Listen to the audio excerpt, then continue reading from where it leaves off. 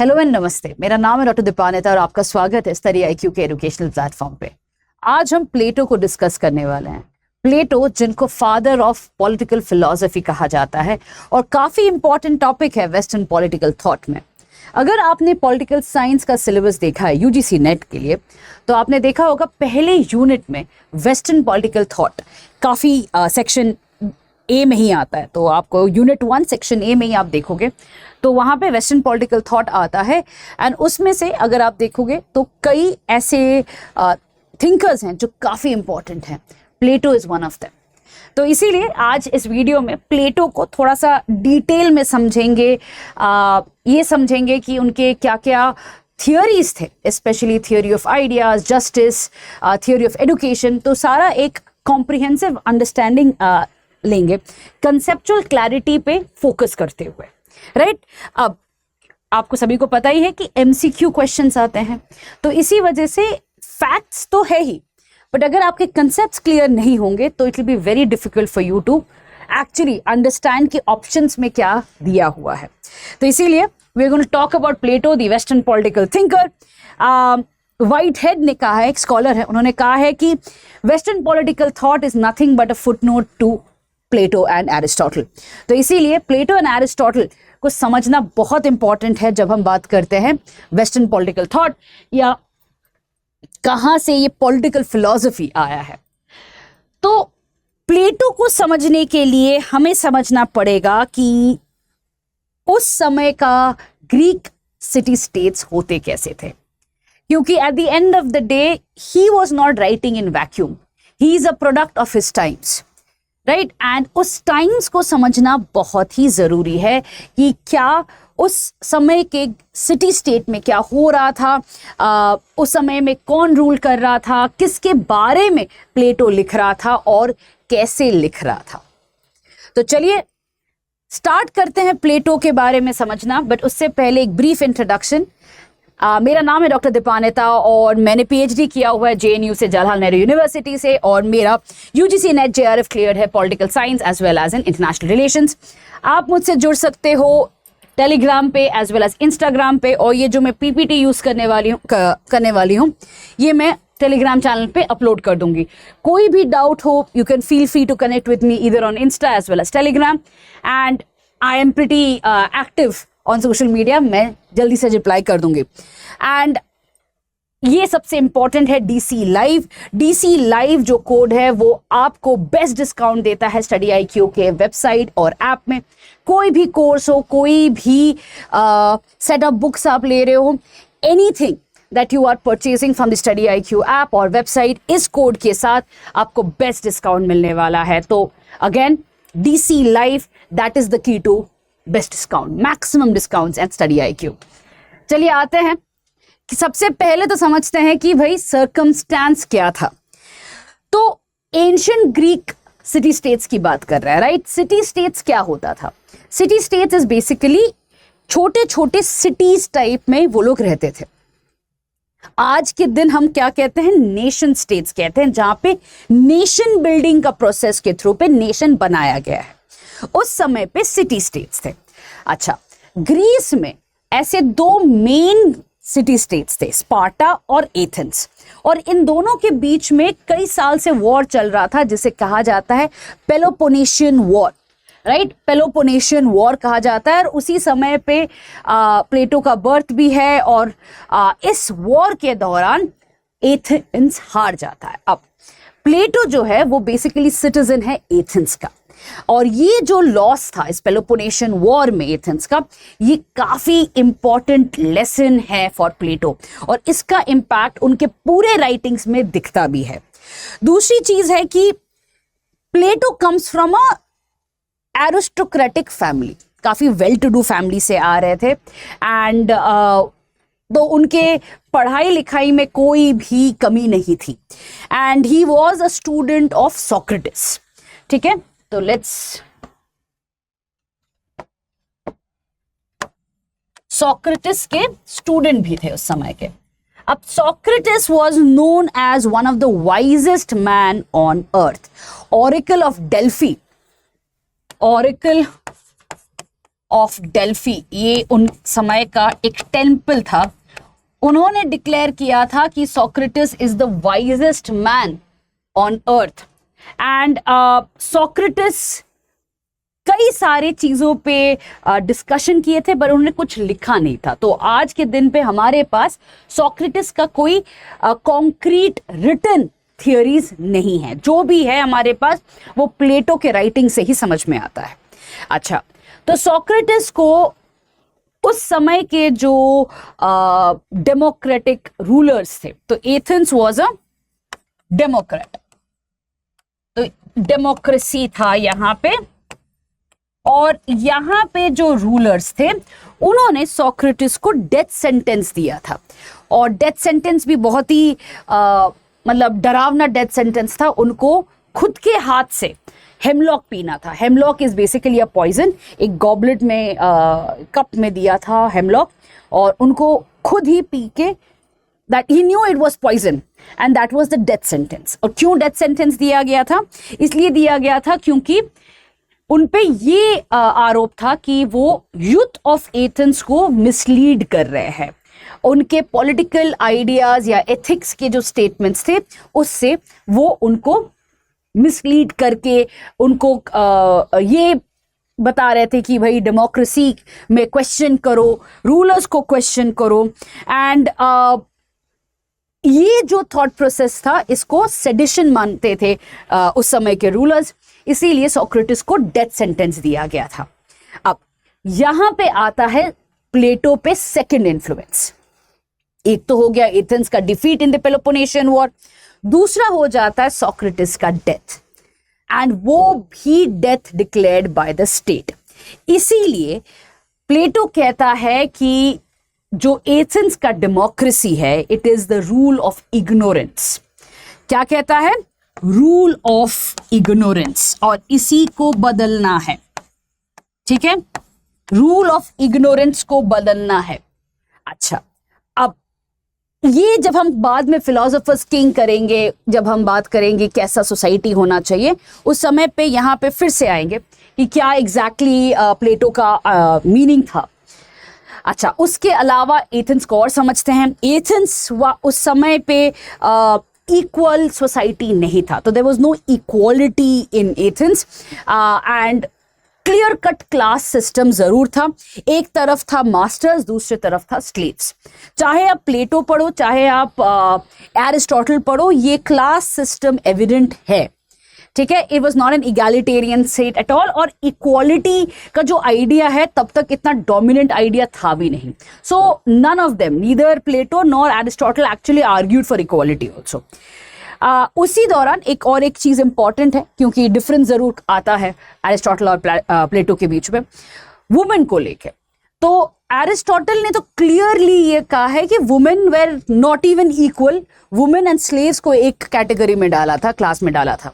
But प्लेटो ने अपने theory of education के समय पे वुमेन एडुकेशन पे जरूर फोकस किया था। तो कहीं ना कहीं प्लेटो के अंडरस्टैंडिंग में वुमेन का दर्जा ऊपर है, maybe not as equal as men, but it was not as worse as what Aristotle said. Women were considered as a category in the society जिनको education मिलना चाहिए। ठीक है, so it was very clear कि society equal नहीं था, divisions थे, masters और स्लेव्स में थे। जो बाहर के हैं, नॉन ग्रीक है, उनको बारबेरियंस बोला जाता था। तो क्लियर कट डिफ्रेंसिएशन तो है। The next thing is that कि एथेंस या जो सिटी स्टेट्स थी वो अग्रेरियन थे, मतलब the majority of the economy was involved in production. अब कैसा प्रोडक्शन? एग्रीकल्चरल प्रोडक्शन में इन्वॉल्व थे। So the mass of the population was involved in either agricultural work और any other agrarian support industries. ठीक है, तो ये मेजॉरिटी थे, इनको प्रोड्यूसिंग क्लास भी कहा जाता है। प्लेटो के राइटिंग में ये क्लियर कट था। तो अगर आप प्लेटो के सोसाइटी में देखते हो, प्लेटो सोसाइटी, और ये बार बार आता रहेगा हमारे प्लेटो सोसाइटी में, नीचे आपका प्रोड्यूसर्स आते हैं। ठीक है, क्योंकि मेजॉरिटी जो है वो प्रोड्यूसिंग क्लास के हैं, they are the ones who are involve in agrarian. अच्छा, नेक्स्ट आता है एथेंस में particularly, out of all this city states, Athens में पर्टिकुलरली वेस्टर्न पॉलिटिकल थॉट या फिलॉसफी जिसे कहते हैं उस पे काफी फोकस था। अब उस समय पे वेस्टर्न वर्ड तो था नहीं, ऑब्वियस बात है, पॉलिटिकल फिलॉसफी पे काफी फोकस था। और यहाँ पे हमें थोड़ा सा डिफरेंशिएशन करना पड़ेगा वेस्टर्न पॉलिटिकल फिलॉसफी और ईस्टर्न पॉलिटिकल फिलॉसफी में, क्योंकि उस टाइम पे में ईस्टर्न कंट्रीज में भी पॉलिटिकल फिलॉसफीज को लेके डिबेट शुरू हो गई थी, इंडिया में भी था, राइट। अब if you take a look at both the thought processes, जो फिलॉसफीज हैं, एक तरफ आता है आपका वेस्टर्न पॉलिटिकल फिलॉसफी जहां पे focus was more on rationalism, ठीक है, रैशनलिज्म पे, रीजनिंग पे फोकस था। There was focus on human using reason to find logic. ये काफी इंपॉर्टेंट थॉट प्रोसेस था in the western political thought. On the other hand eastern political thought है, eastern political philosophy में हम ये देखते हैं कि focus was far more on spirituality, karma पे फोकस था, गुड वर्सेस इविल पे फोकस था। देयर वाज कांस्टेंट अंडरस्टैंडिंग कि भाई there was a God and the means of leaving this suffering on earth, there was a procedure for it. So एक तरफ था western जहां पे फोकस था आपका रीजन पे, जहां पे फोकस था आपका ह्यूमैनिज्म पे, जहां पे आपका फोकस था मटेरियल वर्ल्ड के बारे में। On the other hand eastern political philosophy में the focus was largely on spirituality. Religion उस समय पे नहीं था, but more on the sense of how we can move towards stage in life जहां पे ये मोह माया हमें नहीं रोकेगा। So that was the basic difference in the initial political philosophy जो develop हो रहा था। And इसी particular philosophy में emerge भी करता है ये जो प्लेटो का argument है या सोक्रेटिस का argument है, इसी line of thought को लेके हमें आगे भी बढ़ना है, ठीक है। तो प्लेटो सोसाइटी पे वापस जाते हैं, तो एक मेजॉरिटी हो गए प्रोड्यूसर्स, नेक्स्ट हो जाता है सोल्जर्स, और एकदम टॉप पे आता है रूलर्स। और ये जो सोसाइटी है इसका ब्रेकअप हम कई बार इस पे हम रेफर करने वाले हैं during our understanding of the lecture. अच्छा, अब let's move to the next जो बेसिक चीज हमें समझना है before we go on to understanding कि क्या एग्जैक्टली प्लेटो का आर्ग्यूमेंट है।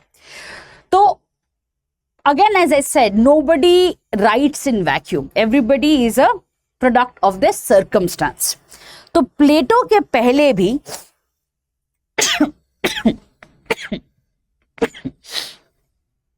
एक्सक्यूज मी, प्लेटो के पहले भी कई फिलोसोफर्स थे जिन्होंने लाइफ के बारे में लिखने की कोशिश की है। अब क्या था मेजर क्वेश्चन?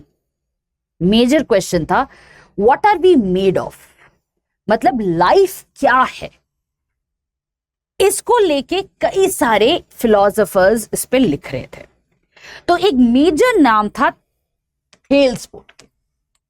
थेल्स का आर्ग्यूमेंट है कि भाई हम everything around us is basically made up of water, ठीक है, वाटर से बना हुआ, क्योंकि अगर वाटर ना रहे तो लाइफ नहीं रहने वाला है। तो जो बेसिक कंपोनेंट है लाइफ का वो वाटर है। कुछ और चाहिए ना चाहिए, वाटर बहुत इंपॉर्टेंट है, and water in various forms manifest in various things. तो यही चीज थेल्स का आर्ग्यूमेंट है कि भाई water is the basic form of life. But एक आर्ग्यूमेंट कहां हो सकता है, इसको चैलेंज करता है एनाक्सीमैंडर। एनाक्सीमैंडर कहता है कि नहीं भाई, वाटर नहीं, एयर है। It is not water, it is air. And if you even see a vacuum, वहां पे भी एयर मिलेगा आपको, और कुछ अगर चीज भर भी दोगे उसमें भी एयर मिलेगा आपको। तो at the end of the day whatever you are perceiving, not perceiving, form है नहीं है, everything has air in it. So the basic form of life और ऑफ अर्थ जो हम टच कर रहे हैं नहीं कर रहे हैं, वो सब कुछ एयर के वजह से है। That is the basic. उसके बाद there were of course other people like Pythagoras was also there. Pythagoras आपने अपने ज्योमेट्री क्लास में सुना होगा, राइट? पाइथागोरस का थियरम आता है, राइट? अब पाइथागोरस उस समय पे it was not very uncommon कि जो फिलोसोफर है वो मैथमेटिशियन भी है, दोनों साथ में चलता था। आज के दिन में ये हमने डिवाइड कर दिया है ह्यूमैनिटीज और साइंस, और दोनों मिलते नहीं है क्योंकि एक साइंटिफिक है, दूसरा थियोरेटिकल है, तो कहीं ना कहीं ये दोनों मिलते नहीं हैं। तो there is of course debates on that, but उस समय पे philosophers were mathematicians, philosophers were artists, मतलब फिलोसफी जो पढ़ता था उसको सबसे एडुकेटेड माना जाता था, ठीक है? तो कोई भी डिफरेंशिएशन नहीं था उस समय पे कि भाई क्या फिलोसोफर ही मैथमेटिक्स पढ़ सकता है कि नहीं, मैथ्स तो नंबर्स हैं, फिलोसफी तो बड़ी बड़ी एब्स्ट्रैक्ट चीजों पे आर्ग्यूमेंट है। It was all seen as one. अब पाइथागोरस का जो आर्ग्यूमेंट था about philosophy, he said that nature में सब कुछ नंबर्स पे डिपेंड करता है। आप अगर you try to break things, आप हमेशा कहीं ना कहीं डुअलिटी या सिंगुलैरिटी में पहुंचोगे, ठीक है? डुअलिटी या सिंगुलैरिटी में पहुंचोगे। He says everything can be reduced into numbers, even life can be reduced into numbers. तो he was focused on the fact that everything is measurable. आप सब कुछ मेजर कर सकते हो। अब वही प्रॉब्लम है कि हम मेजर करने का तरीका नहीं पता, हमें मे बी हमें नंबर्स नहीं पता, बट जिस दिन हमने नंबर्स या तरीका ढूंढ लिया, everything is measurable in this world. तो पाइथागोरस का ये आर्ग्यूमेंट था, बट देयर वर टू मोर जिसको आपको समझना पड़ेगा। एक है हिराक्लिटस। हिराक्लिटस, ठीक है? हिराक्लिटस इंपॉर्टेंट क्यों है? क्योंकि इस पे ऐसे आ चुका है एक, एंड हिराक्लिटस कहता है कि भाई कुछ हो ना हो, वाटर हो, एयर हो, जो भी है, एक चीज जो नेचर में है वो है चेंज। क्या है? चेंज। वो कहता है कि everything is in flux, everything is changing constantly, ठीक है? एवरीथिंग। तो कोई रियलिटी बोल के या परमानेंस बोल के कुछ है ही नहीं, it is just an illusion. आपको अगर लगता है कि आपका बॉडी आप एक आइडेंटिटी हो, दिस इज योर बॉडी, ये भी तो चेंज ही है। अंदर आरबीसीज मर रहे हैं, सेल्स डाई हो रहा है, 7 साल के अंदर पूरा का पूरा आपका बॉडी के सेल्स रिन्यू हो जा रहे हैं, आरबीसीज 120 दिन में हो जा रहे हैं।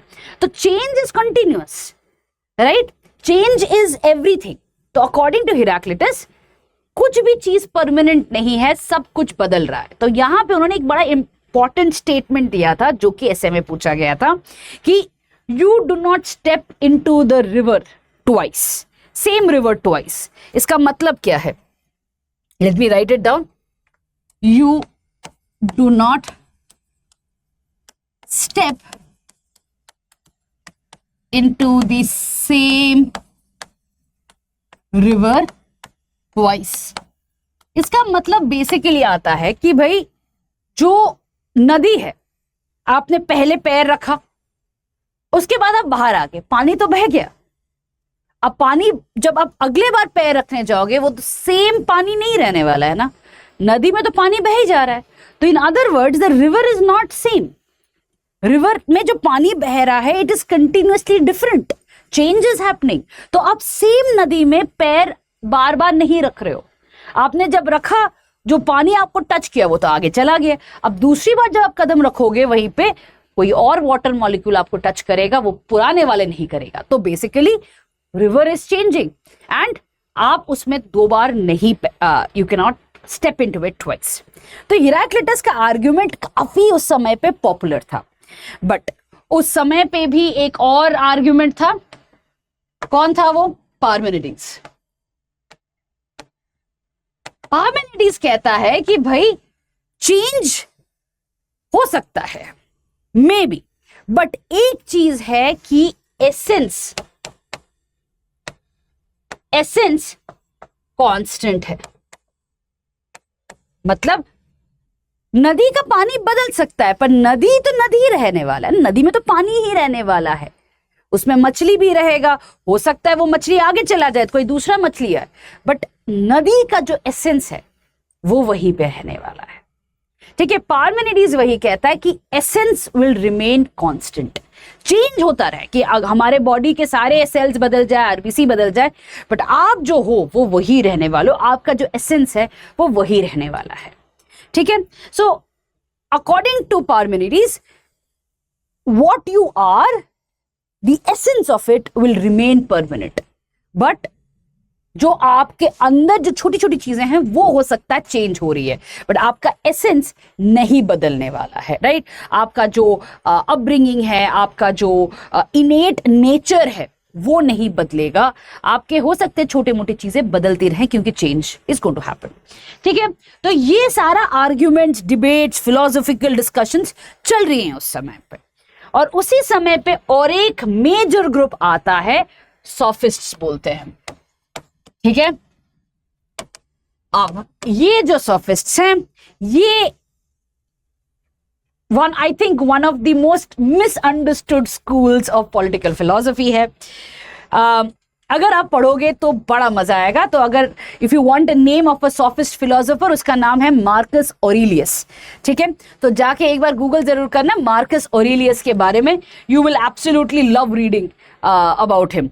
काफी रियलिस्टिक बातें, आपको लग सकता है रियलिस्टिक बातें बताता है वो, लिखता है वो। ठीक है, तो मार्कस ऑरेलियस या जो दूसरे सोफिस्ट थे, उन्होंने कहा था कि भाई man is the measure of all things. ठीक है, तो बेसिकली जो इंपॉर्टेंट है वो कुछ और नहीं है, बस मैन ही है। He is the measure of all things. कोई भी यूनिवर्सल ट्रुथ बोल के कुछ होता नहीं है। ठीक है, सबका अपना अपना ट्रुथ होता है।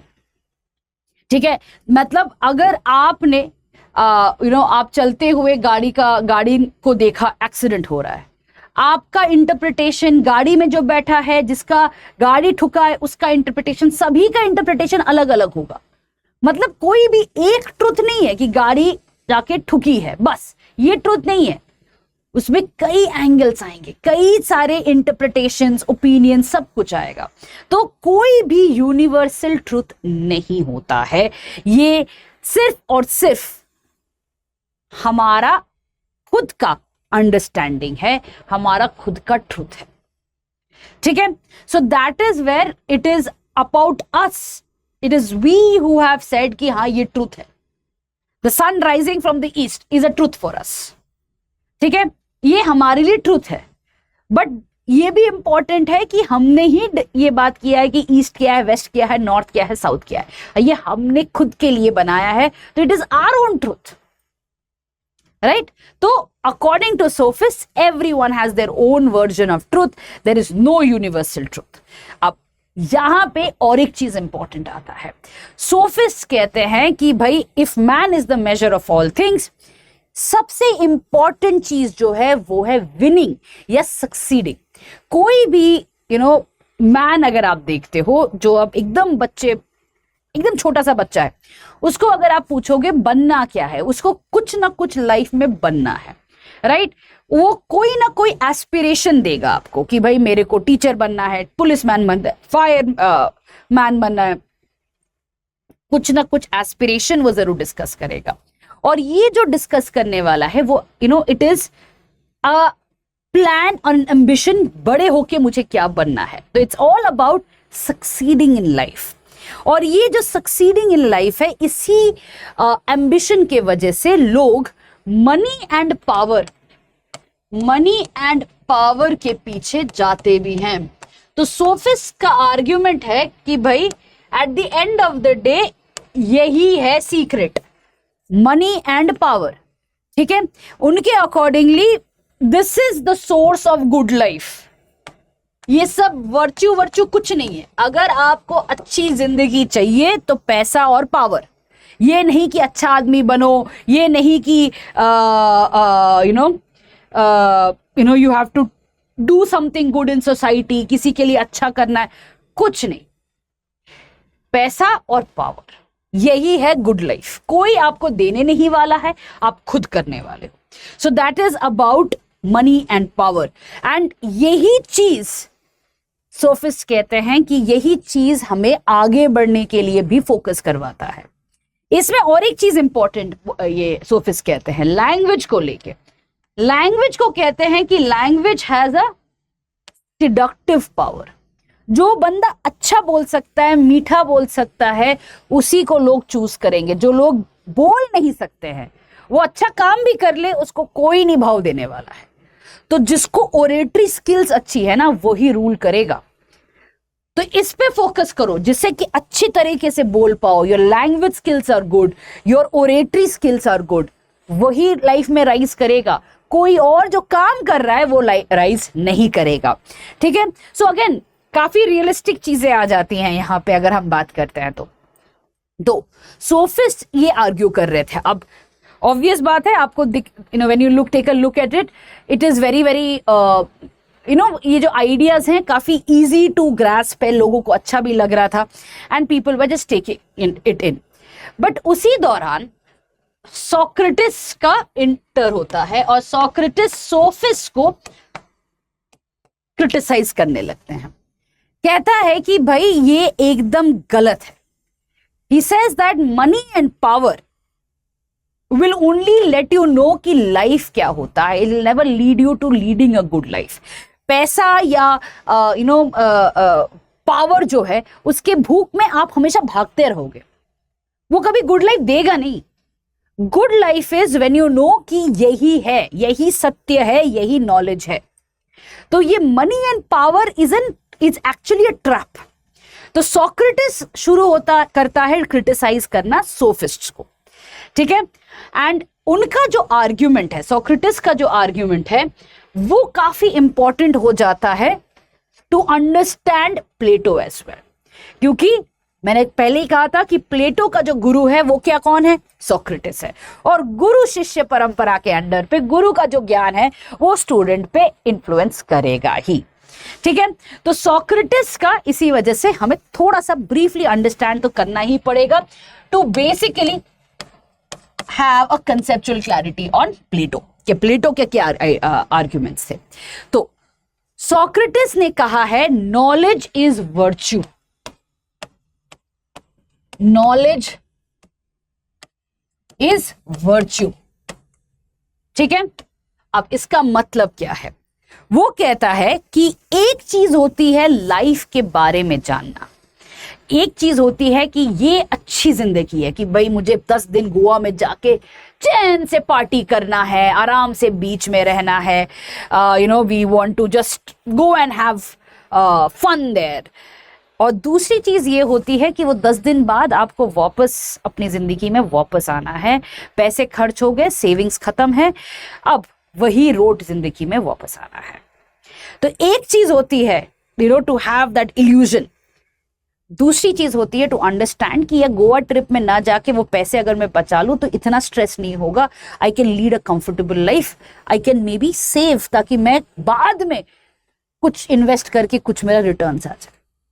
तो this is where he brings in 2 types of knowledge, 2 तरीके का नॉलेज लेके आता है वो। एक ऐसा नॉलेज जो वो कहता है ट्रू नॉलेज है,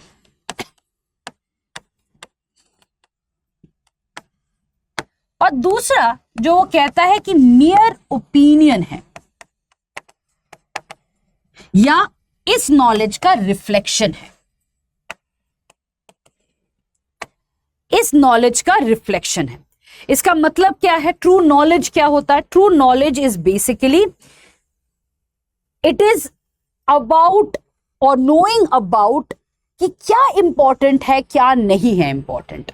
it is about knowing what is happiness for you. ठीक है, ये जो ट्रू नॉलेज है ये काफी डिफिकल्ट है जानना, काफी डिफिकल्ट है इसको परस्यू करना। ठीक है, क्योंकि इसके लिए टाइम चाहिए, इसके लिए एक प्रोसीजर है, और प्रोसीजर पे भी बात करेंगे। इसके लिए आपको अपने ऊपर डाउट करना सीखना पड़ेगा, और जो इजी रास्ता है वो है मियर ओपिनियन। ओपिनियन लिख देते हैं, हाँ, इट्स जस्ट मियर ओपिनियन, जहां पे आपका खुद का ओपिनियन है कि यार ये जिंदगी, यार ऐसी जिंदगी मुझे जीनी चाहिए थी, यार ऐसा बड़ा घर होगा तो मेरे को आराम से मैं चैन की नींद सो सकूंगा, ये आपका खुद का ओपिनियन है। या ये कह सकते हो जो थोड़ा बहुत नॉलेज है उसका रिफ्लेक्शन है कि भाई हाँ, चैन की सांस लेना इसका मतलब है, चैन की जिंदगी जीना मतलब मेरे को स्ट्रेस फ्री रहना है। तो ये मे बी इस आइडिया का रिफ्लेक्शन है आपके दिमाग में, बट दैट इज इट। तो ये दोनों टाइप्स ऑफ नॉलेज है। अब ट्रू नॉलेज को प्राप्त करने के लिए सबसे इंपॉर्टेंट चीज है सेल्फ डाउट। सेल्फ डाउट क्या है? सेल्फ डाउट, सेल्फ डाउट है जहां पे आप अपने आप से प्रश्न पूछने लगते हो। You start asking questions to yourself. क्या मैं इससे सही में खुश होंगी? क्या मुझे ये जो इतना पैसा खर्च करके गोवा ट्रिप जा रही हूँ उसमें क्या मुझे सही में आनंद आएगा? क्या मैं इससे what do I mean by true happiness? Cantt I get that happiness staying at home reading a book? Can't I try putting this money in skill building? ऐसा कुछ स्किल सीख लिया जिससे कि मेरा अर्निंग कैपेसिटी थोड़ा बड़ा हो गया। वही 50,000 रुपए गोवा में लगेंगे, 50,000 का मैंने अगर कुछ कोर्स कर लिया तो हो सकता है कि मेरा लैंग्वेज स्किल इंप्रूव हो जाए, मेरा ग्राफिक डिजाइनिंग स्किल इंप्रूव हो जाए। तो क्या पता मेरा खुद का इंप्रूवमेंट हो जिससे कि मेरी सैलरी बढ़ जाए और मैं गोवा क्या कुछ और भी सपना में पूरा कर पाऊं। So basically you have to start questioning yourself. तो सेल्फ डाउट से शुरू करना पड़ता है। You have to start examining your beliefs. और ये सबसे इंपॉर्टेंट और डिफिकल्ट टास्क भी है, क्योंकि हम खुद पे क्वेश्चन करना नहीं चाहते हैं, हम हमेशा दूसरों को क्वेश्चन करते हैं कि हाँ भाई ये गलत है, कि ऐसा क्यों कह रहा है, वैसा क्यों है, अरे ऐसा नहीं। You always want to ask the other, खुद को नहीं आप क्वेश्चन करते हो। तो सेल्फ एग्जामिनिंग करना बहुत जरूरी है, तभी ट्रू नॉलेज मिलेगा। और इतना टफ चीज है, people prefer to stay in this opinion या रिफ्लेक्शन। और सोक्रेटिस का कहना है कि भाई लोग इतना ये सेल्फ डाउट या सेल्फ एग्जामिनेशन नहीं करना चाहते हैं, इसी वजह से people prefer to just live in this reflection world, जहां पे थोड़ा बहुत जो अंडरस्टैंडिंग है उसी से काम चला रहे हैं। उनको पता ही नहीं है कि क्या राइट है, क्या रॉन्ग है। उनको पता ही नहीं है कि अवेयरनेस या नॉलेज क्या होता है। वो जितनी जिंदगी है वो उतना जो थोड़ा बहुत लिमिटेड नॉलेज है वहीं से वो पिकअप कर लेता है। तो बेसिकली जो ट्रू नॉलेज है वो ही रास्ता है, that is itself a virtue for greater happiness और for leading a good life. ये सोक्रेटिस का आइडिया है, ठीक है। तो सोक्रेटिस क्या बोलता है? फोकस किस पे करता है? नॉलेज पे करता है। अब यहां से हम आएंगे प्लेटो पे, ठीक है। यहां से आएंगे प्लेटो पे। अब प्लेटो ने यही सेम जो दो वर्जन ऑफ नॉलेज है ना, उसको ग्रास्प किया है।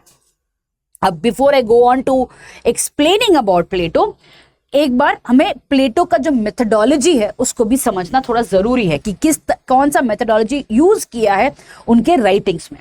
कई राइटिंग्स है उनकी, right. He has written about 36 books, जहां पे जो मेन किताब है वो है रिपब्लिक, उसके बाद द लॉ, द स्टेट्समैन, तो कई सारे उनकी किताबें हैं। रिपब्लिक सबसे ज्यादा एनालाइज की गई है, ठीक है। उसके बाद ऑफ कोर्स द लॉ को भी एनालाइज की गई है, बट अगेन द रिपब्लिक अगर आप देखते हो तो it's a set of 10 books.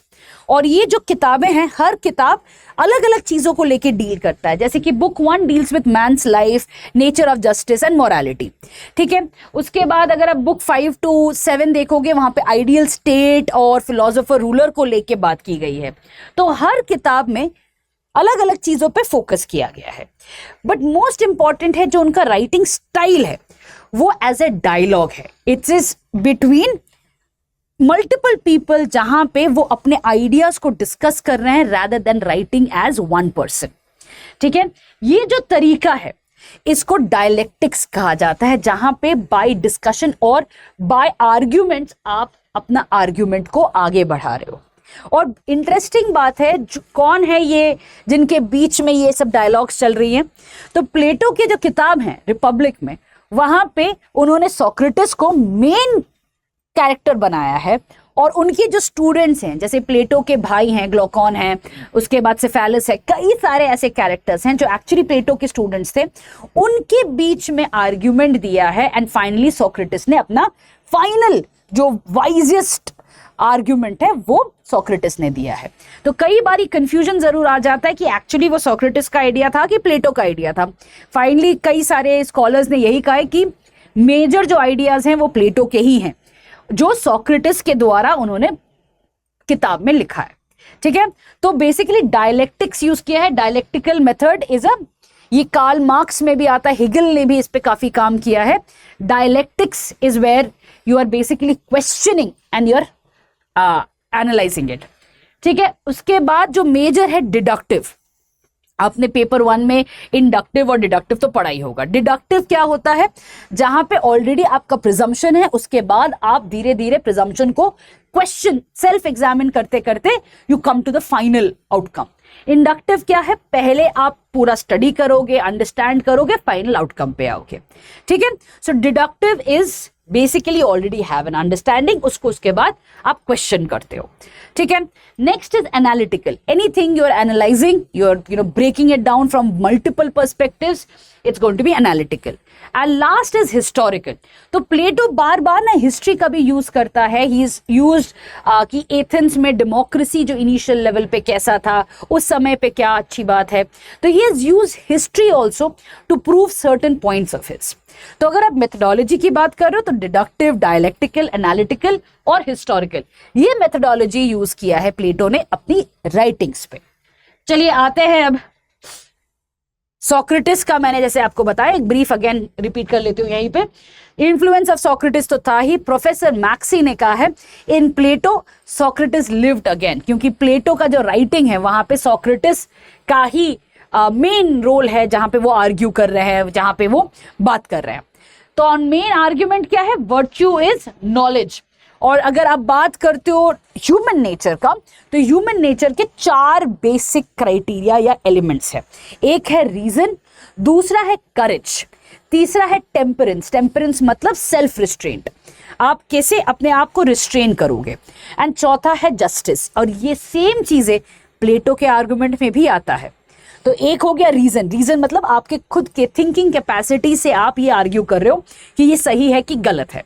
दूसरा आ गया करेज। करेज मतलब आप जहां पे ये बोल रहे हो कि भाई कैन यू फेस एडवर्सिटी। किसी ने कोई करप्शन किया है, किसी बड़े अथॉरिटी ने, क्या आप उसके अगेंस्ट पे जाके बोल सकते हो, वो करेज है क्या आप में। तीसरा है टेम्परेंस, सेल्फ रिस्ट्रेंट। आपके पास बहुत सारा ऑप्शन है कि भैया पैसे कमाने का, करप्शन का, बट क्या आप खुद को रोक सकते हो, सेल्फ रिस्ट्रेंट, टेम्परेंस इसे कहते हैं, और जस्टिस। ठीक है, तो ये 4 आपके पास एलिमेंट्स हैं। और अकॉर्डिंग टू सोक्रेटिस, रूलर जो है वो किसी और आर्टिस्ट की तरह ही होता है, क्योंकि एडमिनिस्ट्रेशन भी एक आर्ट है। It can not be done from the hereditary, कि भाई राजा का बेटा अपने आप सीख लेगा, नहीं। इट इज एन आर्ट जो अंदर से आता है, आपको सिखाया जाता है।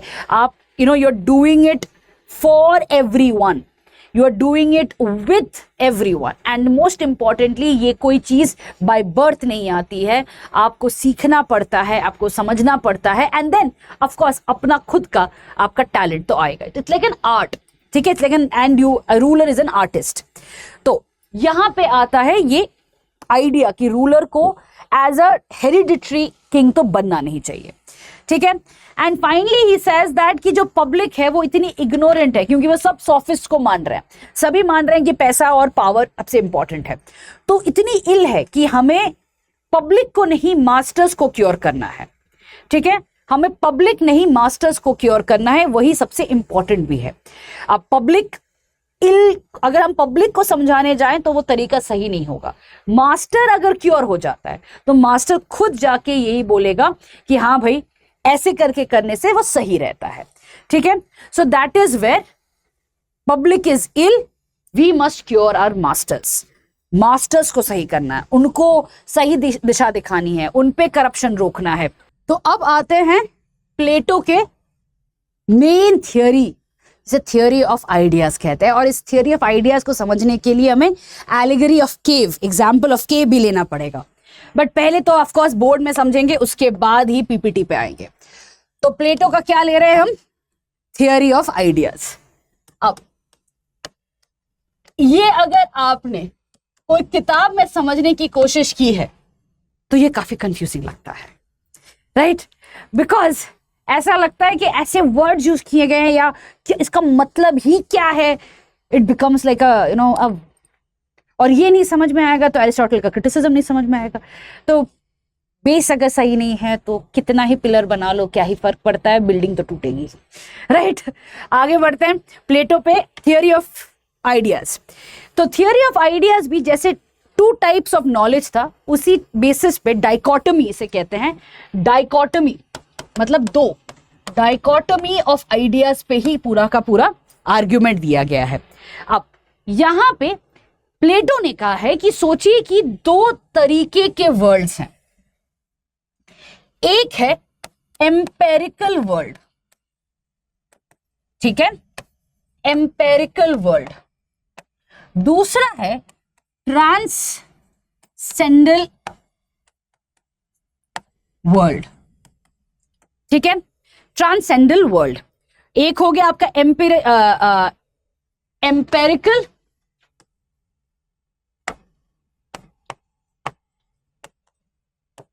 वर्ल्ड, ठीक है, और दूसरा है ट्रांसेंडेंटल वर्ल्ड।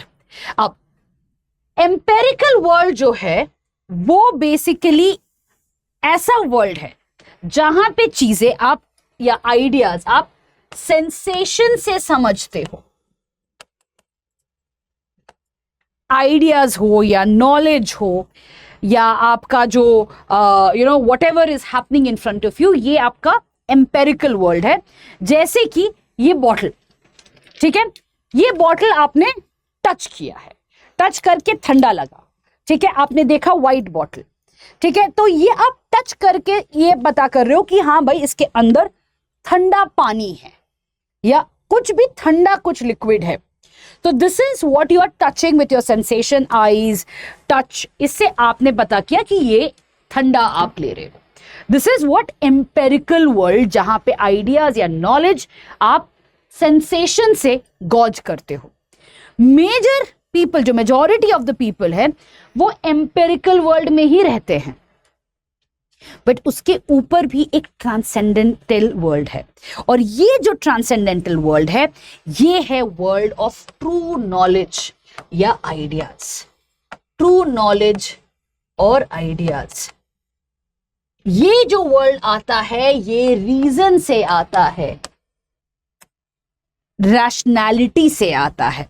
और ये जो वर्ल्ड है ये इतना आसान वर्ल्ड नहीं है। This is something that has to be used with reason, not with senses. मतलब यहां पे समझते हैं इस बॉटल के एग्जाम्पल से ही।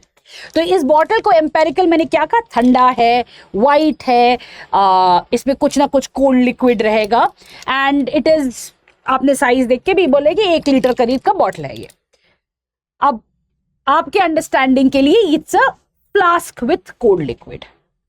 ट्रांसेंडेंटल वर्ल्ड में अगर हम जाते हैं उसमें आप रीजन लगाओगे, ठंडा पानी क्यों पी रही है, मतलब गर्मी का समय होगा, गर्मी के समय पे ठंडा पानी पिया जा रहा है, ठीक है। अगर ऐसा फ्लास्क लेके वो कैरी कर सकती है, that means she can afford this. If she can afford this kind of a cold water और अ कोल्ड लिक्विड, जो भी लिक्विड है, दैट मीन्स कि उनका लाइफ का एक पर्टिकुलर अमाउंट ऑफ लग्जरी होगा या कंफर्ट होगा, क्योंकि ठंडा पानी इज नॉट अ कंफर्ट, इतना आसानी से मिलता नहीं है रास्ते में। और कोई जाते हुए, साइकिल में जाते हुए सिर्फ वो ग्लास में मटके में पी ले, घर से ये लेके आना मतलब ही है she has carried it, either she is travelling a long distance, she can afford it. तो कई सारी चीजें आप उस रीजन के थ्रू पे आप बता सकते हो उस सिचुएशन या उस पर्सन के बारे में, ठीक है। तो एम्पेरिकल हो गया, ट्रांसडेंटल हो गया। अब ट्रांसडेंटल में ये बात आ सकती है कि ठंडा पानी पी रही है, ठीक है, इसका मतलब क्या है, इससे गला भी खराब हो सकता है, तो we should not change your temperature. True happiness is not going to come with cold water. True happiness is something basically जहां पे आप कुछ भी थर्स्ट मिटाने के लिए आ जाए, ये रियलाइजेशन आपके ट्रांसडेंटल वर्ल्ड में आएगा। बट एम्पेरिकल में बेसिक अंडरस्टैंडिंग आएगी। ठीक है, तो ये बेसिकली डाइकोटमी, दो आइडियाज दिए गए हैं, एक एम्पेरिकल वर्ल्ड और एक ट्रांसडेंटल वर्ल्ड। अब यहां पे जो थियोरी ऑफ आइडियाज है, यहां पे आता है आपका एग्जाम्पल एलिगरी ऑफ केव्स का। ठीक है, अब क्या है ये अंडरस्टैंडिंग? इस अंडरस्टैंडिंग में एक कहानी में तरह समझेंगे इसको कि ऐसे कुछ लोग जिनको पकड़ के केव के अंदर रख दिया गया है।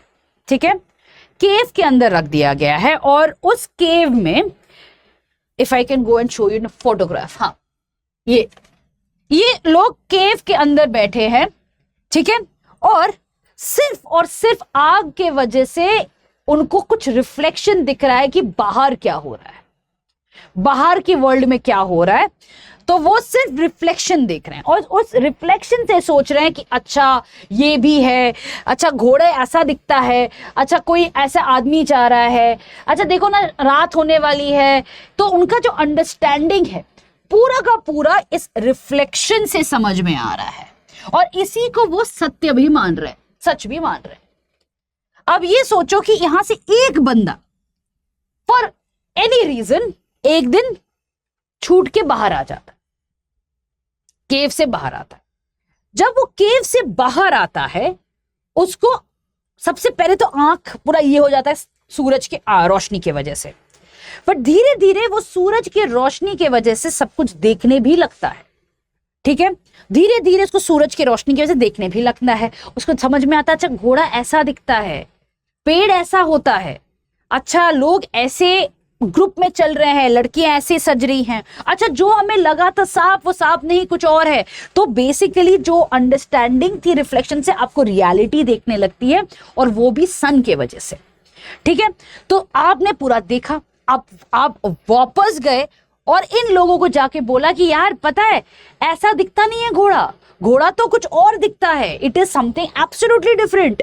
अरे पता है क्या, ये हम जो समझते हैं ना ये सांप है, ये सांप नहीं है, राजा का मुकुट में एक ये सिंबल है। अरे तुमको जो लगता है ना कि यहाँ पे लड़कियां ऐसे जा रही, लड़कियां ऐसी है ही नहीं।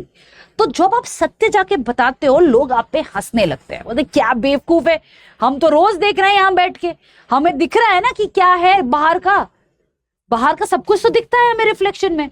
तो कैसे हो सकता है कि जो रिफ्लेक्शन है वो एक्चुअल रियलिटी है ही नहीं, राइट? तो लोग मानना हंसने लगते हैं, उसको बेवकूफ बुलाते हैं। फाइनली वो थक हार के बोलते हैं कि भाई तुमको जो सोचना है सोचो, मैं जा रहा हूं बाहर। ठीक है, और वो बाहर चला जाता है। इस एग्जाम्पल से क्या समझ में आता है? बचपन में रूम में आपने कभी लाइट के सामने वो हाथ जला के ये पंछी वाला किया है, वो हैंड में घोड़ा कुत्ता सब ऐसे बनाते हैं फिंगर से, आपने कभी ट्राई किया होगा? अब सोचो सिर्फ वही रिफ्लेक्शन देके आपने मान लिया यही पंछी है, और रियलिटी में जब जाके देखोगे पंछी ऐसे नहीं उड़ता है, उसके उड़ने का तरीका अलग है। तो अगर आपने जाके बोला कि यही है तो वो आपको बेवकूफी बुलाएगा। तो अब इसको समझते हैं। अकॉर्डिंग टू प्लेटो हम सभी रिफ्लेक्शन देखते हैं, क्योंकि हमें रियल नॉलेज जो सन है वो मिलता ही नहीं, हम सन को ढूंढने ही नहीं जाते। हम बहुत कंफर्टेबल हैं अपने रिफ्लेक्शन वाले वर्ल्ड में, जहां पे हम ओपिनियन से रिफ्लेक्शन से खुश हैं। बट अगर हमने थोड़ी सी मेहनत की, थोड़ा सा कोशिश किया, तो हम जा सकते हैं उस ट्रांसेंडेंटल वर्ल्ड में जहां पे रियल नॉलेज मिल सकता है, रियल आइडियाज ने मिल सकता है। और वो आइडियाज या जो फॉर्म है वो उसी समय मिलेगा जब हम उस सूरज के लाइट में चीजों को प्रॉपर्ली देखें। उसके लिए आपको मेहनत करना पड़ेगा। दूसरी बात है, अगर आपको वो ट्रू नॉलेज मिल गया, किसी और को जाके अगर आप बताओगे तो वो लोग हंसेंगे, क्योंकि उनका प्रोसेस वैसा हो ही नहीं सकता है। उनको भी वो मेहनत करके आगे जाके देखना पड़ेगा, तभी वो बिलीव कर पाएंगे, आपके बात पे नहीं बिलीव करेंगे।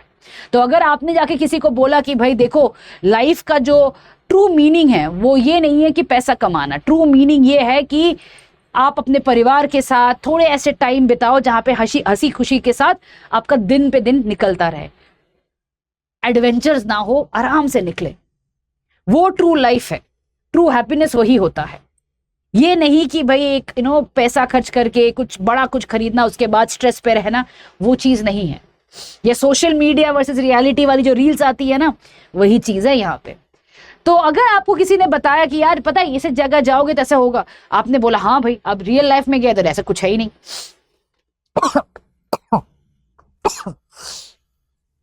तो इसी वजह से कोई भी अगर आपको सत्य बोलता है तो मानना बहुत मुश्किल होता है। एंड अकॉर्डिंग टू प्लेटो यही है कि भैया सबको एक मुश्किल तरीके से ही सीख पड़ती है, आसानी से कोई भी कुछ सीखना या ट्रू नॉलेज नहीं गेन करता है। ठीक है, so that is what Plato's theory of ideas is. एक ये है कि भाई नॉलेज तो सर्टेन है, नॉलेज तो है ही, बट हम जो देखते हैं उसका वो अपीयरेंस या रिफ्लेक्शन ही है। दो लेवल होता है, एक ट्रू नॉलेज का, एक ओपिनियन का।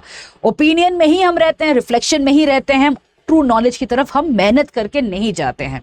ठीक है, तो that is what he is saying, there is a difference between the form the idea, मतलब जो एक्चुअल आइडिया है लाइफ के बारे में उसमें और जो दिखता है उसमें बहुत फर्क है। नॉलेज और अपीयरेंस का, एक्चुअल या ओपिनियन का बहुत फर्क है। बट हम क्या है कि हमें वही अच्छी चीज, मतलब you know when you want to see that form या अपीयरेंस, उसमें अच्छा लगता है। आधा समय हम रील्स इसीलिए तो देखते हैं, रील्स देखते हैं ऐसे गोवा ऐसा है, केरला ऐसा है, कश्मीर में ऐसा है, लद्दाख में ऐसा है। रियलिटी जब जाके देखेंगे तो लगता है ये क्या है। तो आधा समय हम रील्स में ही रहते हैं। That is where he saying we are trapped in that appearance. हम रियलिटी के पीछे जाना ही नहीं चाहते हैं। ठीक है, there are two, and that is where he saying that जो रूलर्स होती है ना वो भी ऐसे ही होते हैं, जहां पे एक होता है जो ट्रू नॉलेज पे है, उनको ट्रू नॉलेज है क्या होता है रूलिंग, क्या होता है स्टेट, वो ट्रू नॉलेज है। और दूसरे तरफ आ जाता है कि भाई अपीयरेंस, स्टेट को चलाना क्या होता है, पावर क्या होता है, मनी क्या होता है, उसके पीछे भागते हैं ये। So even the rulers have to understand कि भाई कौन सा इंपॉर्टेंट है और कौन सा नहीं है। ठीक है, तो ये हो गया आपका थियोरी ऑफ आइडियाज। अब आते हैं थियोरी ऑफ जस्टिस पे। अब थियोरी ऑफ जस्टिस जो है वो काफी इंटरेस्टिंग है।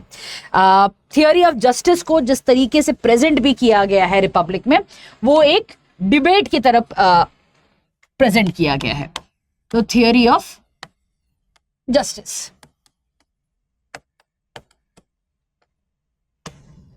कौन है इस डिबेट में? सबसे पहले तो आ जाते हैं हम सोक्रेटिस पे, दूसरा है आपका सेफेलस। ठीक है, सेफेलस के बाद आता है पॉलीमैकस। पॉलीमैकस इज बेसिकली सेफेलस का बेटा है। पॉलीमैकस आता है।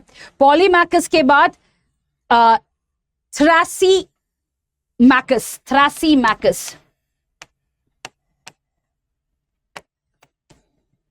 थ्रासीमैकस और ग्लूकॉन। ठीक है, ग्लूकॉन। अब सोक्रेटिस ऑफ कोर्स गुरु है और ये शिष्य है सारे। अब क्या क्या बोलता है? सेफेलस बोलता है कि भाई जस्टिस का मतलब दो चीज है। जस्टिस का मतलब है डूइंग वंस ड्यूटीज,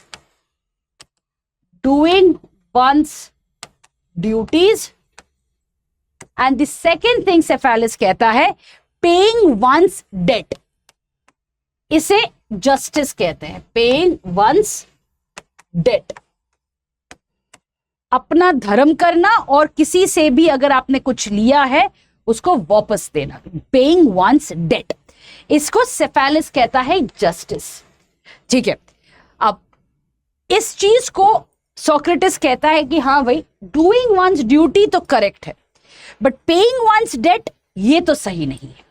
क्योंकि यहां पे एग्जाम्पल बहुत इंटरेस्टिंग देता है। कहता है कि सोचो आपने किसी राजा से तलवार लिया और जब आप वापस देने जा रहे हो ये पता चला कि राजा पागल हो गया है, क्या तब आपको उस तलवार को वापस दे देना चाहिए? नहीं ना, क्योंकि वो राजा पागल है, अगर वो किस तलवार से किसको मारेगा नहीं पता। So by paying one's debt to the wrong person, वो तो गलत हो जाएगा। अब रॉन्ग पर्सन का मतलब यहां पे आ जाता है वही हेराक्लिटस वाली आर्ग्यूमेंट कि लोग बदलते हैं। तो आपने जिससे उधार लिया है, कुछ आपने लिया है, उसको अगर आप वापस जाने लगोगे कि वो क्या वही बंदा है कि वो बंदा चेंज हो चुका है। अगर वो बंदा चेंज हो गया, उसके इंटेंशंस बदल गए हैं, तो आपको वंस डेट नहीं देना है अकॉर्डिंग टू सोक्रेटिस। तो पॉलीमार्कस कहता है कि भाई आपको समझ में नहीं आया है कि सेफेलस क्या बोल रहा है। पॉलीमार्कस कहता है कि पेइंग वंस ड्यूज मतलब good to the friend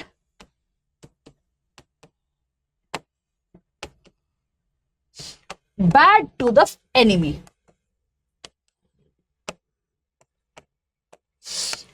good to the friend bad to the enemy. ये बोला जाता है कि पॉलीमार्कस, उसका बेटा जो है, वो बोलता है कि आपने समझा ही नहीं है क्या है इसका मतलब। अगर आपका दोस्त से आपने कुछ लिया है तो आपको उसको अच्छाई देना चाहिए, उसको वापस देके अच्छी बात करनी चाहिए। और अगर आपने दुश्मन से कुछ लिया है तो उसको तो भाई बुरा ही देना चाहिए, क्योंकि eight the end of the day that is your enemy. तो यहाँ पे सोक्रेटिस कहता है कि एनिमी और फ्रेंड से आप सोसाइटी को डिवाइड नहीं कर सकते हो, ठीक है। फ्रेंड, क्योंकि कब आपका फ्रेंड एनिमी बन जाए, कब आपका एनिमी फ्रेंड बन जाए, ये आपको नहीं पता है। तो in other words, you should not let this be the dividing factor कि आपको किसको डेट देना है, किसको नहीं देना है, ठीक है। अब आते हैं थ्रासिमैकस पे। थ्रासिमैकस कहता है कि भैया it is in the interest of the strong. Interest of the strong मतलब जो स्ट्रॉन्ग है वो जो कहता है वही जस्टिस है, ठीक है। Right, sorry, the might is right मतलब क्या हो रहा है, जो एक्चुअली स्ट्रॉन्ग है, जिसके पास पावर है, वो हमेशा से करेक्ट है।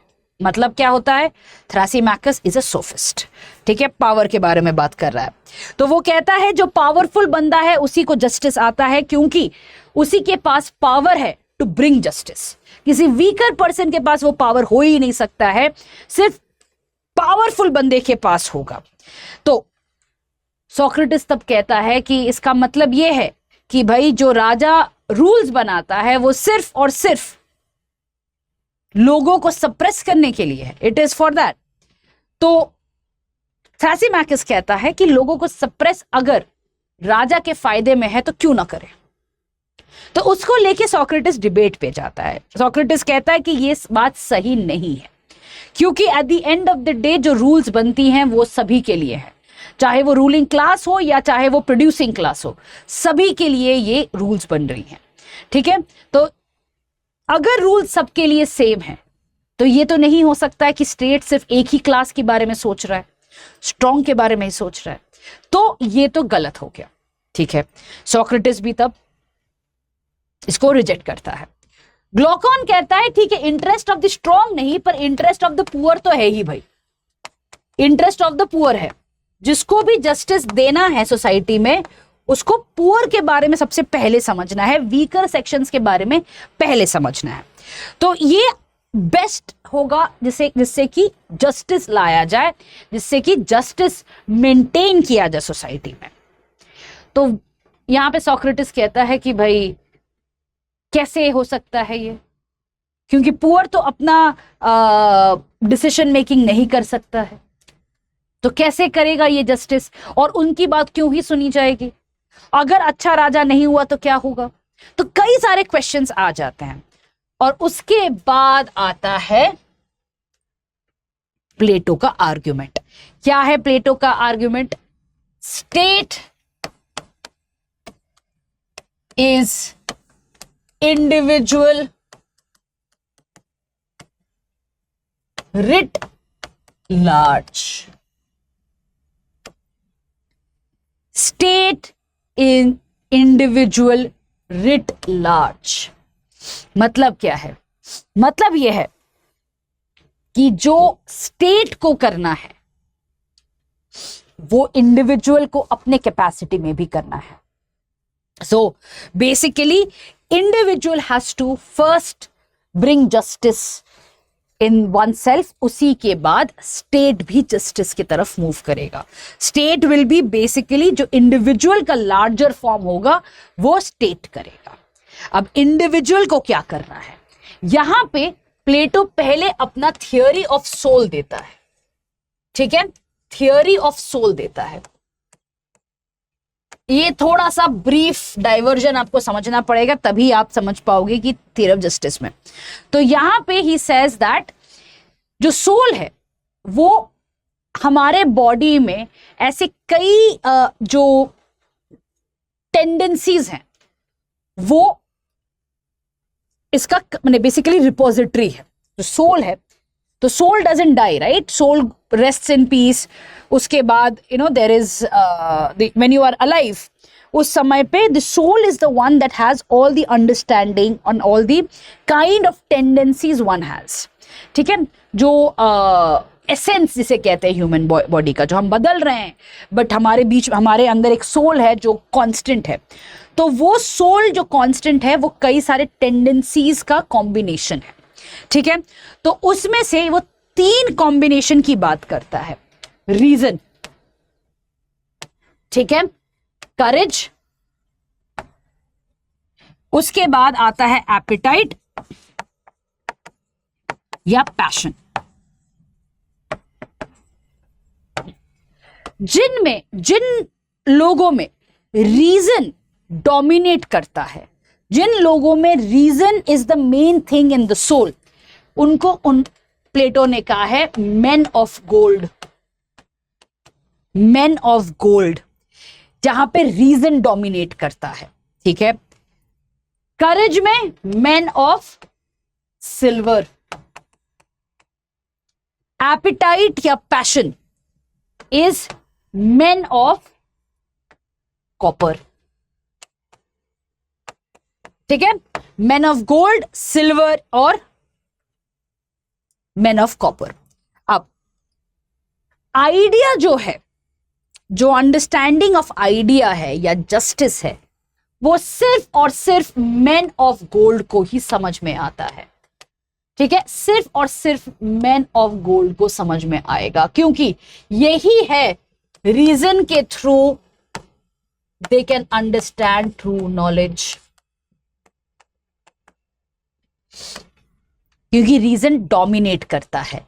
तो मैन ऑफ गोल्ड ही हैं जो basically they are the ones who are going to understand what is justice and what is a state. तो रीजन डोमिनेट करता है जिसको, जिसके सोल पे, वही रूल कर सकता है, वही जस्टिस ला सकता है। अब प्लेटो ये कहता है थियोरी ऑफ जस्टिस में कि भाई जिनका जो काम है सोसाइटी में, उनको वो काम करते रहना चाहिए बिना किसी इंटरफियरेंस के, बिना किसी के इंटरफियरेंस के। तो क्या काम है? मैंने पहले ही आपको बताया था, सोसाइटी को 3 तरीके से डिवाइड किया है। एक है क्या? गवर्नेंस, प्रोटेक्शन और प्रोडक्शन।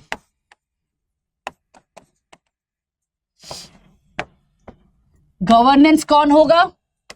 Man of gold. क्यों? क्योंकि रीजन डोमिनेट करता है। Protection, man of silver. क्यों? क्योंकि करेज डोमिनेट करता है। Production, man of copper. क्यों? क्योंकि एपिटाइट या पैशन डोमिनेट करता है। ठीक है, तो बेसिकली सोसाइटी इन तीनों में डिवाइडेड है। अब क्या है ये? इन लोगों को अपना काम करना चाहिए। They should not interfere in each others territory, in others work. और जब ये काम अपने टेरिटरी में करेंगे, तब सबसे इंपॉर्टेंट होगा excellence, that every person is going to work in excellence. And excellence से लोग जो टास्क के लिए नेचुरली सूटेड हैं, जिनमें रीजन डोमिनेट करता है, वो रूलिंग के लिए बने हैं। उनको अगर आप लड़ाई करवाने के लिए भेजोगे तो नहीं हो पाएगा लड़ाई। जो करेज डोमिनेट करता है, उनसे आप रूल करवाओगे तो स्टेट हमेशा लड़ता ही रहेगा। ठीक है, तो जो जिसका नेचुरली सूटेड टास्क है, उस पे अगर आप दोगे तो एक्सीलेंस की तरफ जाएगा सोसाइटी। वही है थियोरी ऑफ जस्टिस। ठीक है, तो एक बार देख लेते हैं क्या है। Justice is nothing but the principle that each one should pursue a function for which one is fitted by nature. ठीक है, नेचर के अंडर पे सोल में क्या डोमिनेट करता है, वही करना है हमें। दूसरा, इसमें स्पेशलाइजेशन और एक्सीलेंस आता है। बेसिकली क्या है इसका मतलब कि जो भी, अगेन, व्हाट एवर डोमिनेट्स, अगर कोई आपको इंटरफेयर नहीं करेगा, you will automatically be the best. अगर courage dominate करता है और आप एक soldier हो, you will be the best soldier you will ever become. अब उसी soldier को अगर आपने governance में डाल दिया, वो नहीं रूल कर पाएगा. ठीक है, तो justice will mean specialization and excellence, and it is what holds the society. सभी important है, तो इसी वजह से सभी को hold भी करता है, ये bond करता है. It is about the performance of duties. आप अपने duties किस तरीके से करोगे rather than rights. तो यहाँ पे ये नहीं बोला जा रहा है कि आपके rights क्या हैं, क्या आपके what is important, fundamental rights, वो सब नहीं बात हो रही है. यहाँ पे है अपना ड्यूटी करना स्टेट के लिए, क्योंकि जब आप अपना ड्यूटी प्रॉपरली करोगे, एक्सीलेंस में आओगे, तो सोसाइटी आपको वापस देगा. तो that is what the focus is on, performance of duties. ठीक है, इसे थियोरी ऑफ जस्टिस कहते हैं प्लेटो के अंडर पे. आते हैं next theory of education. Theory of education again basic है काफी. इसको पहले समझने के लिए कुछ अजम्पशंस हम लेके चलेंगे, उसके बाद विल अंडरस्टैंड द रियलिटी, क्या उनको चाहिए था. अजम्पशंस क्या है? प्लेटो कहता है जो सोल है वो हमेशा नॉलेज के थर्स्ट में रहता है. तो अगर आप एडुकेशन प्रोवाइड करोगे तो जो चीज लेटेंट है, जो चीज दबी हुई है, वो आगे आ जाएगा. नॉलेज के साथ साथ it is going to come और बिकम मोर पावरफुल. तो सोल विल ऑलवेज ग्रो और will always come to its true self with education. तो एडुकेशन सिर्फ माइंड के लिए नहीं है, सोल के लिए भी है. ठीक है, दूसरा है कि एडुकेशन से आदमी का जो इनहेरेंट नेचर है उसमें इंप्रूवमेंट आएगा. ये नहीं कि भाई एडुकेशन से आप सोसाइटी पूरा बदल सकते हो. ठीक है, सोसाइटी से आप पूरा सोसाइटी बदल नहीं सकते हो, स्टेट बदल नहीं सकते हो. जिनके पास आंख है उससे वो बेहतर देखेंगे, जिनके पास आंख नहीं है उनको एडुकेशन से आप आंख नहीं दिलवा सकते हो. सो जो चीज है उसको बेटर करता है, जो चीज नहीं है उसको नहीं लेके आ पाएगा. इसमें क्या एग्जाम्पल दिया है? सो eyes was the example that he had given. उसके बाद उसने कहा था कि जिसमें अगर मेरे में करेज है तो एडुकेशन से रीजन नहीं आएगा. You can not bring reason to mind, but जो करेज है उसको आप और बेटर करोगे. या जो मेरा रीजन है उससे मेरा करेज नहीं आएगा. जस्ट बिकॉज मैं लॉजिक यूज करके आर्ग्यूमेंट कर सकती हूँ, इसका मतलब ये नहीं है कि तलवार दोगे तो मैं लड़ लूंगी. तलवारबाजी सिखाओगे तभी भी I can learn fencing, but सामने से अगर कोई आ गया तो मैं वहीं पे हाथ उठा के खड़ी हो जाऊंगी, क्योंकि करेज है ही नहीं. राइट? तो यही चीज वो बताता है कि भाई एडुकेशन से सिर्फ आप अपनी जो लेटेंट या टेंडेंसी है, जो सोल में आपका पोटेंशियल है, उसको इंप्रूव करोगे, वरना दूसरा कुछ ऐसा कुछ इंप्रूवमेंट नहीं आने वाला है. ठीक है, तो ही ऑल्सो टॉक्स कि एक लेवल ऑफ एडुकेशन नहीं हो सकता है, आपको 3 लेवल्स ऑफ एडुकेशन चाहिए और पूरी जिंदगी आपको एडुकेशन पे फोकस करना है. सो एक आपको चाहिए एकदम बर्थ से 18 इयर्स, उसके बाद आपको 35 से 50 इयर्स, 50 इयर्स के बाद भी.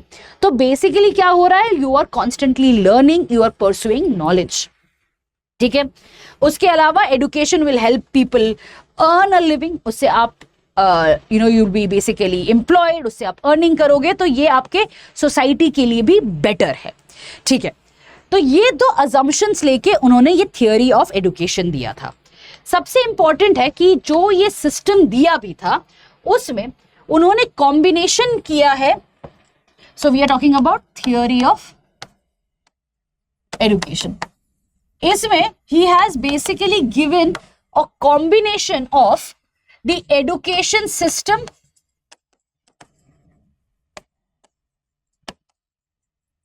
in Athens plus education system in Sparta. ठीक है, अब एथेंस में प्राइवेट एडुकेशन था, प्राइवेट एडुकेशन था. इस चीज को मना कर देता है प्लेटो. कहता है कि भैया स्टेट अगर ये नहीं देखेगा कि क्या पढ़ाया जा रहा है तो क्या ही फायदा. State has to focus what Sparta is doing, that is public education.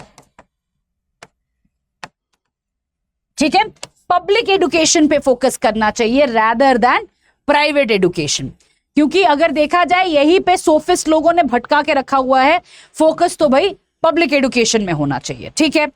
उसके बाद जो दूसरा चीज है वुमेन एजुकेशन पे, यहां पे वुमेन एजुकेशन नहीं दिया जाता था एथेंस में, education was not given, but Sparta में वुमेन एजुकेशन दिया जाता था। क्यों? क्योंकि स्पार्टा जो सिटी स्टेट था वहां पे हमेशा लड़ाई चलती थी, तो जो लड़के होते थे, जो मेन थे, वो हमेशा लड़ाई में चले जाते थे। स्टेट को गवर्न करने के लिए सिर्फ औरत ही बाकी रहती थी, तो अगर वुमेन एडुकेटेड नहीं होंगे तो उनके बच्चों को कौन एडुकेशन देगा, इसके वजह से वुमेन एडुकेशन पे स्पार्टा ने काफी फोकस किया था। तो यहां पे अगेन प्लेटो ने कहा कि नहीं भाई, वुमेन को एडुकेशन देना चाहिए, क्योंकि वुमेन ही है जो पहला इनिशियल टीचर होता है किसी बच्चे का। तो 0 to 4 years पे एक औरत ही है जो बच्चों को सिखाती है। अगर वुमेन एडुकेटेड नहीं रहेंगे तो दिक्कत होने वाली है। तो यहां पे आ जाता है कि भाई वुमेन एडुकेशन पे फोकस करना। नेक्स्ट क्या है कि एथेंस में जो पढ़ाया जाता था वो it was music, it was philosophy, logic, ये सब पढ़ाया जाता था। और स्पार्टा में मिलिट्री ट्रेनिंग कंपलसरी था, मिलिट्री ट्रेनिंग कंपलसरी था। तो प्लेटो का कहना है कि दोनों चीजों पे फोकस करनी चाहिए। ऐसा नहीं कि एथेंस की तरह मिलिट्री ट्रेनिंग मत दो, ऐसा नहीं कि स्पार्टा की तरह म्यूजिक फिलॉसफी में आप ना फोकस करो। So what he wanted was दोनों चीजें साथ में स्टेट प्रोवाइड करे, और इसी वजह से जो स्टेट का जो एजुकेशन सिस्टम था उसको डिवाइड करता है वो इन मल्टीपल प्लान्स। क्या है? 6 to 20 years में आप जो पढ़ोगे वो है आपका जनरल सब्जेक्ट्स पढ़ोगे, एंड 20 years के बाद आप कंपलसरी मिलिट्री एजुकेशन पे चले जाओगे। उसके बाद 20 to 35 में आपको फिलॉसफी, लॉजिक, रीजनिंग बताया जाएगा, ताकि आप ट्रू नॉलेज के परस्यूट में लग जाओ। You're going to learn about how to manage things and everything. And then 35 to 50 years में आप जो भी आपने प्रैक्टिकल या जनरल पढ़ा है उसको यूज करने में आप यूज करोगे। दैट मीन्स 50 years के बाद ही कोई फिलोसोफर किंग या फिलोसोफर रूलर ही बन सकता है, उससे पहले नहीं। ठीक है, so that is what he is arguing. तो क्या बोलता है कि भाई it is state controlled, second की भैया फिजिकल, मेंटल सभी चीज, ओवरऑल ह्यूमन डेवलपमेंट 3 स्टेजेस में आपको पढ़ाया जाएगा।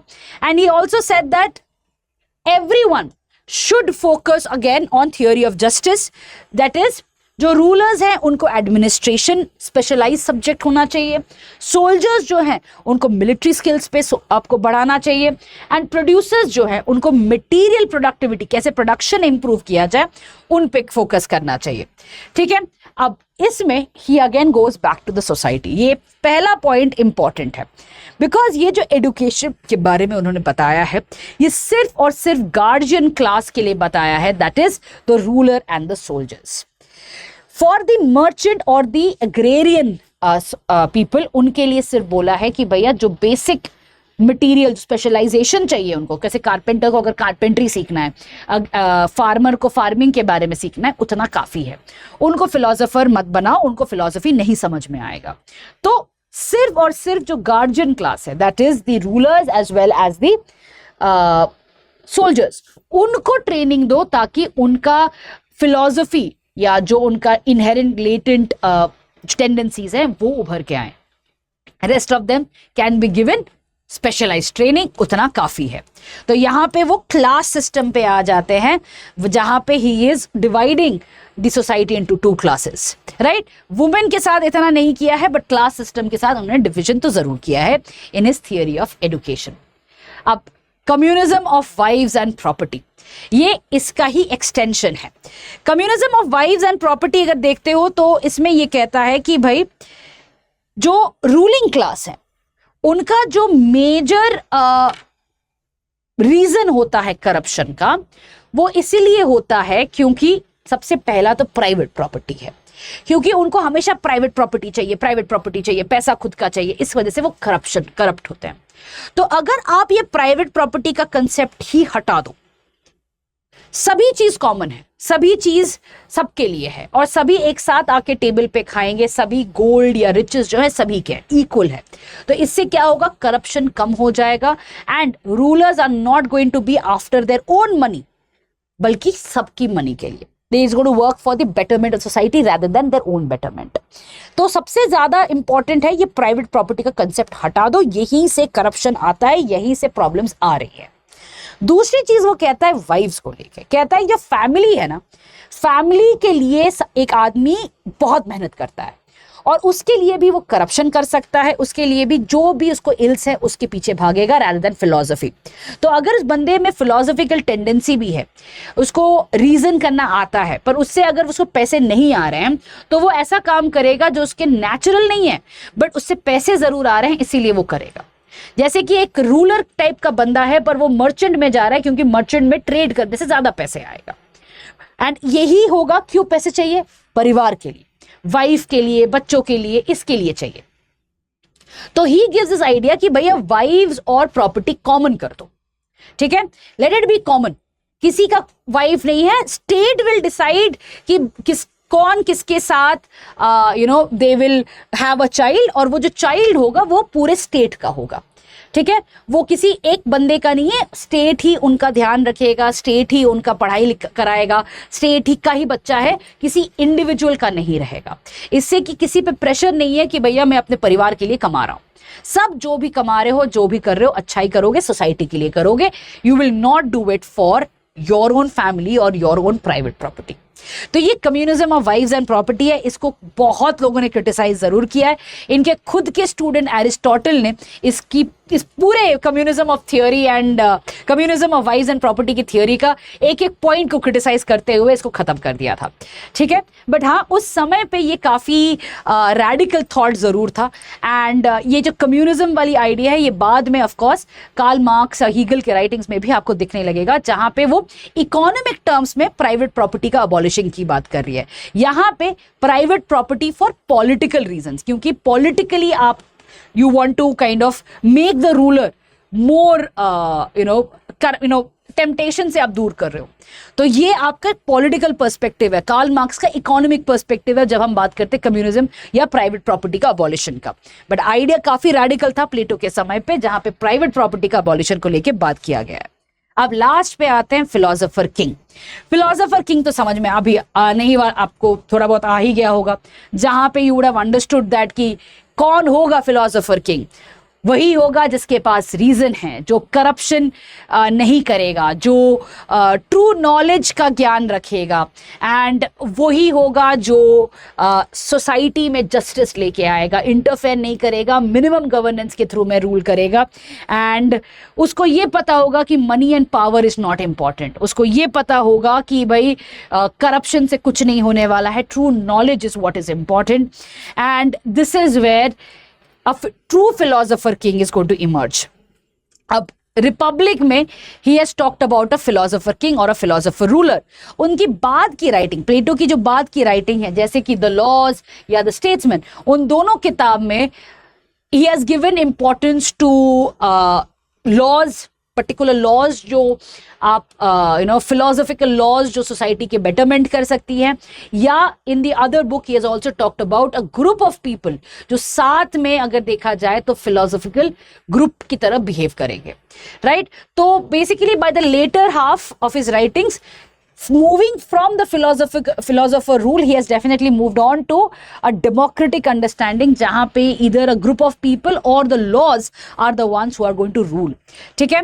तो laws में तो he is definitely talking about how laws are going to give that sense of justice और ideal state बनाएगा, ठीक है। तो ये बेसिक अंडरस्टैंडिंग है आपका प्लेटो के बारे में। प्लेटो के कई क्वेश्चंस आते हैं आइडियल स्टेट के ऊपर, कम्युनिज्म के अंडरस्टैंडिंग के ऊपर, और थर्ड इंपॉर्टेंट है उनके एजुकेशन पॉलिसी के ऊपर। तो जब आप प्लेटो को समझोगे, इन तीनों चीज़ों पे फोकस करना। I hope you have understood about Plato today, and काफ़ी कंसेप्चुअली आपको क्लैरिटी आ गया है कि प्लेटो के आर्ग्यूमेंट्स क्या हैं। ऑफ कोर्स प्लेटो को काफ़ी क्रिटिसिज्म मिला है उनके खुद के स्टूडेंट्स एरिस्टोटल का का मेजर वर्क है प्लेटो का क्रिटिसिज्म। तो जब हम एरिस्टोटल करेंगे then of course we are going to talk about किस तरीके से उन्होंने क्रिटिसाइज किया है और उनके खुद के आर्ग्यूमेंट्स क्या है, right. So he is considered to be the father of political science and Plato is considered to be the father of political philosophy. इसी के साथ इस वीडियो को खत्म करते हैं। Thank you so much for joining me today. See you in the next one.